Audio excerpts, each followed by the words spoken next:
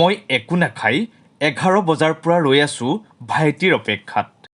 মোৰ ল'ৰা এটাই যদিও আজিৰ পৰা মোৰ ল'ৰা দুটা হ'ল। মই মোৰ ল'ৰাটোক 100% দিওঁ আৰু এতিয়া ছাদ্দামক 50% দিম।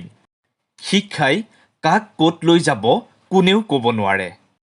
যোৱা 28 তাৰিখে ঘোষণা কৰা উচ্চতৰ মাধ্যমিকৰ ফলাফলত সফলতাৰে উত্তীৰ্ণ হৈছিল কৰোনাবাৰীস্থিত লখিমপুৰ মাৰ্কাছ একাডেমীৰ ছাত্ৰ ছাদ্দাম হুছেইন।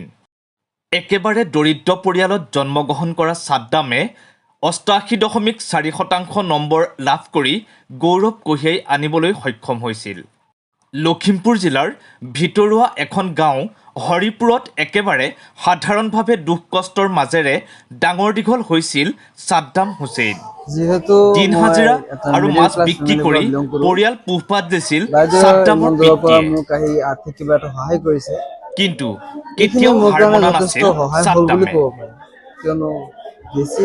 এখন কাঠৰ টেবুল আৰু ভঙা বেৰৰ ঘৰখনতেই ডাঙৰ সপোন দেখিছিল ছাদ্দামে। ছাদ্দামৰ সপোন এখন ডাঙৰ বিদ্যালয়ত অধ্যয়ন কৰাৰ। সেই সপোন পূৰণ হ'বনে আৰ্থিক অনাটনে পিছফালৰ পৰা টানি ধৰা ছাদ্দামৰ? নে সপোন দেখিয়ে থমকি ৰ'ব ছাদ্দাম হুছেইন? কণ্টেক্ট কৰক। আমি যেতিয়া আজি আহিছোঁ এইটো মঞ্চত পাইছোঁ, নিশ্চয় কিবা এটা প্ৰব্লেম হ'লে আমাক নিজৰ বাইদেউ হিচাপে যদি কণ্টেক্ট কৰে, মই কৈছোঁ না 50% মোৰ বাচ্চাক 100%, এই ভাইটিটোক মই 50% দিবলৈ মই সমৰ্থন কৰিম।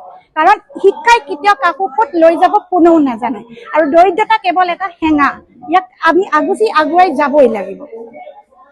আচলতে ছাদ্দাম ভাইটিক মই যেতিয়া নিউজ পাইছোঁ তেতিয়াৰ পৰা মোৰ এটাই মনত মানে ভাব, দুখীয়া কেতিয়াও হেঙা নহয়। ভাল শিক্ষা পাবলৈ সদায় কষ্ট কৰিবই লাগিব আৰু আমি যেতিয়া ওলাই আহিছোঁ ঠিক তেনেকৈ মোৰ নিচিনাকৈ 10জন মানুহ ওলাই আহিব।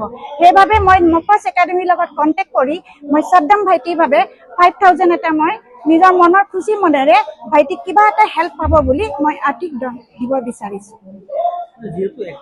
মই আজি আপোনালোকক এটা কথা ক'ব বিচাৰিছোঁ, মই অৰুণাচলত থাকোঁ, ইটানগৰত। মোৰ হাজবেণ্ড আৰু মই দুইজন তাতে ব্যস্ত কৰ্মতে। আৰু মই যেতিয়া ছাদ্দামক পাইছোঁ বা আজি মই ছাদ্দামক এটা কথা ইয়াৰ পৰা কৈ যাওঁ, মোৰ এটাই ল'ৰা আৰু আজিৰ পৰা তুমি মোৰ দুটা ল'ৰা। কাৰণ মোৰ বাচ্চাক যদি মই 100% দিব পাৰিছোঁ, তোমাক মই 50% দিব পাৰিম। কিন্তু তুমি এটা কথাই মোক সদায় দিব লাগিব, যাতে আজি তুমি ইমান 56% পাই যেতিয়া তুমি 88% পাব পাৰিছা, নিশ্চয় তুমি বহুত দূৰ আগুৱাই যাবা বুলি মোৰ মনত বহুতভাৱে এটা আশা আছে।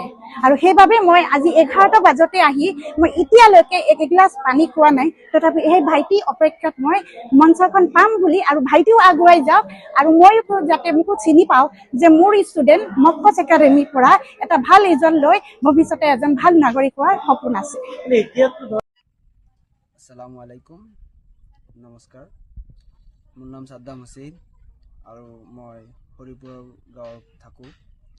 মোৰ দেউতাকৰ নাম সাইফুল ইছলাম আৰু মই লখিমপুৰ মাৰ্কাছ একাডেমীৰ পৰা হায়াৰ ছেকেণ্ডেৰী এক্সাম ক্লিয়াৰ কৰিছোঁ। মোৰ মুঠ পাৰ্চেণ্টেজ হৈছে 88.4। যথেষ্ট ভালেই হৈছে বুলি ক'ব পাৰি। মোৰ মতে 90 আপ হ'ব লাগিছিল, যিহেতু হোৱা নাই, হ'লেও ভালেই হৈছে। 88.4 হৈছে যদি। ইয়াত বহুত কষ্ট কৰি মই এই এক্সামটো ক্লিয়াৰ কৰিলোঁ আৰু ইয়াত মোৰ মা দেউতাকেও মোক বহুতো সহায় কৰিছে, লগতে আমাৰ শিক্ষক শিক্ষয়িত্ৰীসকলেও যথেষ্ট গাইডলাইন দিছে ভালকৈ পঢ়িবলৈ, ভালকৈ ৰিজাল্টটো ভাল হ'বলৈ। যিহেতু মোৰ ৰিজাল্টটো ভালেই হৈছে, সেইকাৰণে মোৰ মা দেউতাকৰ লগতে ছাৰ বাইদেউসকলক যথেষ্ট মোৰ ফালৰ পৰা ধন্যবাদ জ্ঞাপন কৰিছোঁ।